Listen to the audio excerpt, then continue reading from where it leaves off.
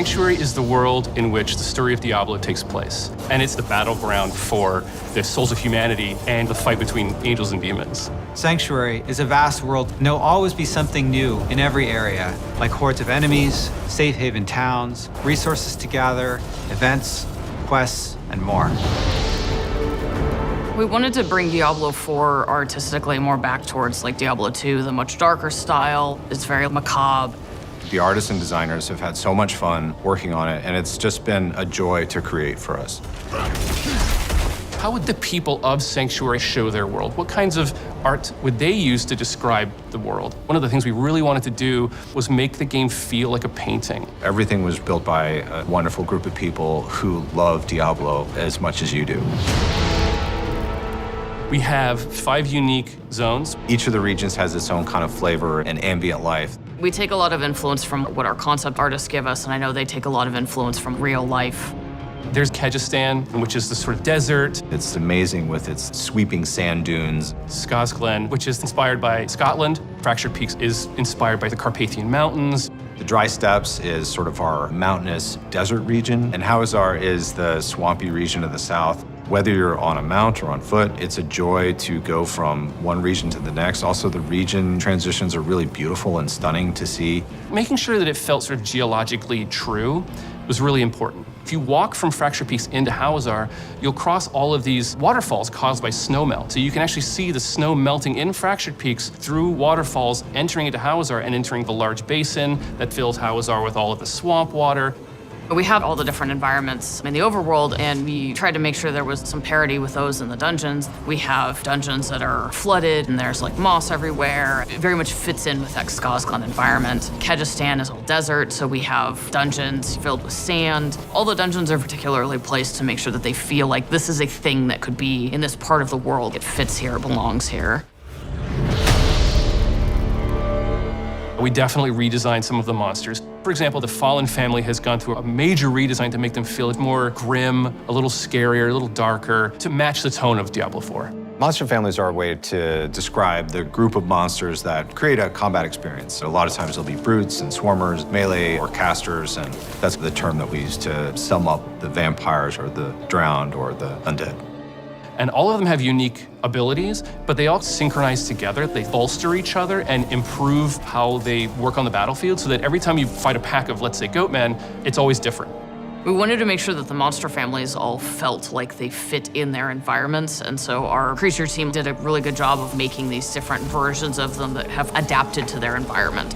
There's snowy goatmen and Fractured Peaks in some of the colder areas versus lightning goatmen around Dry Steppes and kind of the more arid areas. Hawazar has a lot of poison spiders. Each of the regions has its own kind of flavor, and it's pretty exciting to discover. We have some really cool new snake men, the Nangari. We've seen snake men in Diablo before, but these guys are just really twisted amalgamations of multiple snake heads, even human body parts. We have skeletons, we have undead, we have ghosts. All the things that you would expect to find from a Diablo game. Spiders have been around in Diablo forever, but the spider host was a cool new twist. It's a giant spider that attaches to a corpse and then puppets it at you. And when you kill it, it explodes with tons of baby spiders. And then those little spiders come after you. And I feel slightly guilty about traumatizing a lot of people with it. We also have wildlife, deer, snakes, bugs, dogs. You can pet the dogs, by the way. So many people ask to pet the dog. It was actually a lot of hard work to figure out how to pet that dang dog. You have so many activities that you might run into. It could be a stronghold, it could be side quests. You might have key dungeons to do. There could be bounties to pick up. You might encounter a world boss. You might encounter an invasion event of some kind. We have much longer, sort of narrative-heavy side quests, and we have some shorter side quests, so you never feel like you're always doing the same thing. The pacing is always a little bit different. One of the things that I really loved about our announcement was the By 3 They Come cinematic. I was able to build a quest where you actually get to go to those places. You get to go to the town. You get to go inside the chapel. And I work with some incredible dungeon designers to build the dungeon from the cinematic. You're gonna get to go across the bridge that you saw to the actual room where Lilith was summoned. I don't want to spoil too much, but I'm super excited to have players see it. Sometimes it's kind of nice to just walk places, because that's a lot of the times when you see these little events. You might find a demonic altar that you need to feed your blood to summon demons to then defeat for all of their loot. You might find a ghost child who's trying to find the remains of their parents, and you have to protect them. We have strongholds, which are a sort of large area that you can enter, and it has its own story, its own setup, its own sort of art that sort of tells a very specific story about this location, and those stay unlocked permanently once you've beaten back the darkness.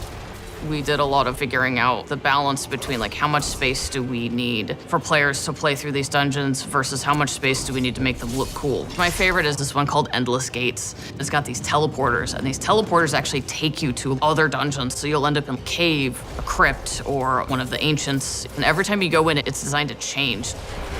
And there's dozens of villages and towns that you will run into. The cities and towns are designed to be hubs. They're havens. They're places where you can find other players. They're good places to do all of your usual inventory management. Each region has its main city that you can get lots of side quests and lots of activities. We've really crafted the world to feel like there's always something just around the corner to find. In Diablo IV, you actually get to walk Sanctuary. It's a massive place that you can seamlessly explore with no loading in between zones, which is something brand new. It's a very immersive experience.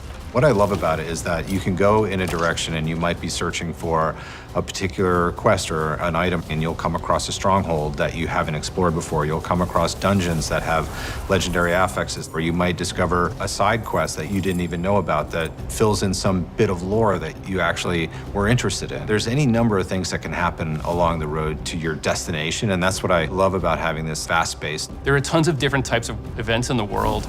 It's been created to feel full of things to encounter, full of secrets to discover, full of characters to interact with, full of stories to find. We have these altars to Lilith that if you can find them, they will give you a permanent buff to all of your characters across the game. There are tons of them hidden everywhere. We also have these massive world bosses that are so big the camera actually has to pull out even further. And you're gonna have an opportunity to fight these bosses with your friends or with strangers to take down these huge world bosses. And the team has done just an incredible job making Sanctuary a world worth exploring and a world worth investing yourself in.